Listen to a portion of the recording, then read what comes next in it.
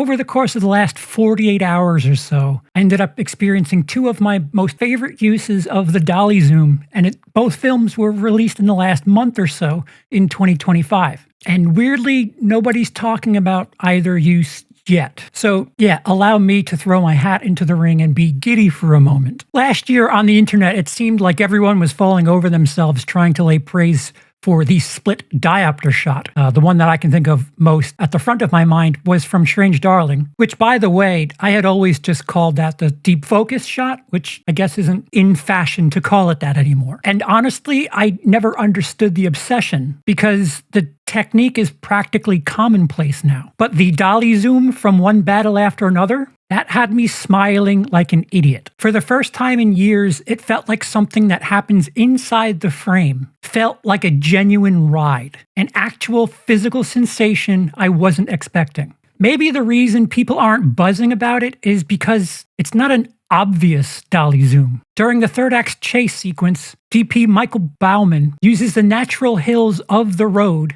to mess with your sense of anticipation. The car itself becomes the dolly, and as we crest each hill, when the road ahead disappears, he hits us with zooms that either speed up or stretch out our anxiety depending on which car we're focused on. The combo of the terrain, the movement, and the timing creates this weirdly immersive wave feeling, almost like the way your stomach feels when you have that drop on a roller coaster. And on top of that, all of the on-screen action syncs with it, amplifying the emotion instead of competing with it. It's familiar, but it's also fresh in a way I genuinely didn't expect in a movie in 2025. Another recent film that uses the dolly zoom that kind of caught me by surprise on the complete opposite side of the spectrum. You get something of a restrained dolly zoom in Edgar Wright's The Running Man, shot by Chung-Hoon Chung. Wright's films are normally these hyper-caffeinated visual candy stores. Crash zooms, blink and you'll miss it background details, all that sweet mise-en-scène that rewards second and third viewings, which is why I was blown away by how subtle, almost sneaky, his dolly zoom is here. There's this moment where the main character is being chased, and instead of doing the obvious Spielbergian push-pull directly on the face, Wright and Chung